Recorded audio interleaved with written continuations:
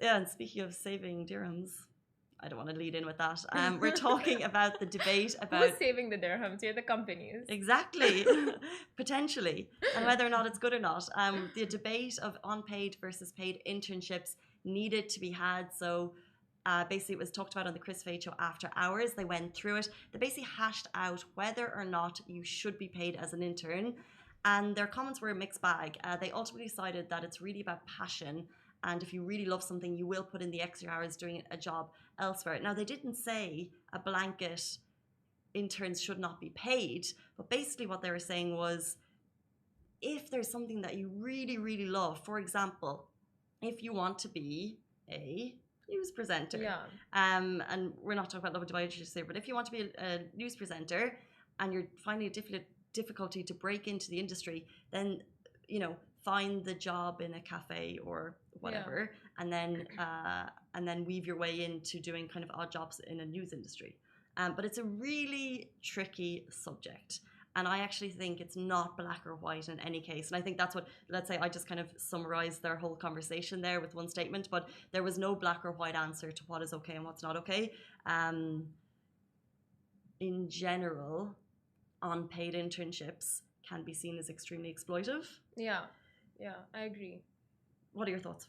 I mean, see, as someone who has done internship not so long ago, like just last year and the year before, and I've done like a couple, like 4 or 5 internships, I know it's really you put in so much of your time and your hours into the internship, because internships are like not 9 to 6. You do have to do after hours, and there are events. Like I used to work for this one magazine that was an unpaid internship, and it was like my full day went into that. It was a lot of expense going back and forth because I had to cab it after taking the metro. It was like a lot of things. So at least if you're not going to, I did it for, obviously the thing is there, like, you want to follow your passions and you want to do something in your field, so you will try to gain experience in that field.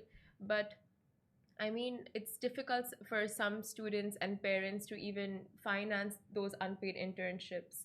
So at least a stipend, I would always, root for companies giving stipends to interns. Yeah, to cover Transport costs, and yeah, basic like costs. just the basic costs, like maybe 100, like there were companies I heard like do 100 dirhams per day that covers transport and food and all of that. Yeah, I think that to cover basic costs would be kind of, it's just more about being fair. Yeah.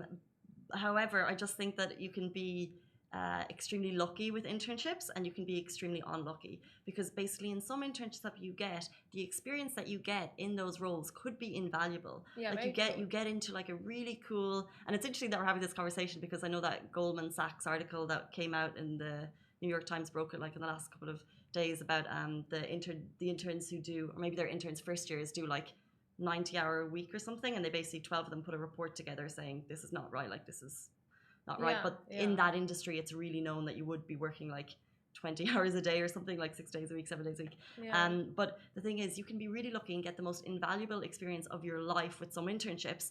And if that's the case for a month, you would happily put in, anything else, work Yeah. on a side hustle job to do that. But the issue is, in some internships, you're not getting that valuable experience. It looks good on your CV when you go for your next job, but if you're just pushing papers and filing cabinets and helping with reports and things, then it's not valuable. So if you're looking for an internship, I would suggest trying to weigh up the pros and cons, and maybe really asking, like when you go for the internship, be aware that they are lucky to have you. So when you go in, as they're interviewing you, you interview them right back and make sure that the experience that you're getting is going to be valuable, right? Yeah. Because if you're going to put in a month unpaid, which is the case now, the climate's not great.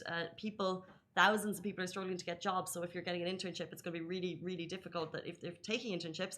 So interview them right back. Make sure it's what you're passionate about. Make sure you'll get experience that you'll actually use later. You'll use later and enhance your skills. Exactly. Yeah, that's true. But there's no black and white, and it's impossible to say. Yeah, there is no black and white.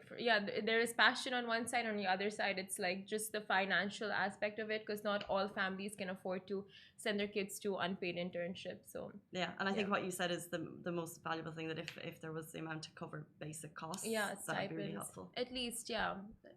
But they say the bigger the company, like the more valuable the experience. So lots of companies take they take from that, and they're like, okay, we're not going to pay our interns because just the experience is so valuable. I mean, yeah, there's a lot that goes into internships and paid But and unpaid. that's exactly where it comes in terms of like then you have kind of people with kind of bigger bank balances will end up with the higher, with the better Yeah, sounding companies yeah. because they're taking the unpaid ones, It's and just a that's where the issues cycle. begin, really, isn't Yeah. it? It's really a Um, cycle. it's really a cycle.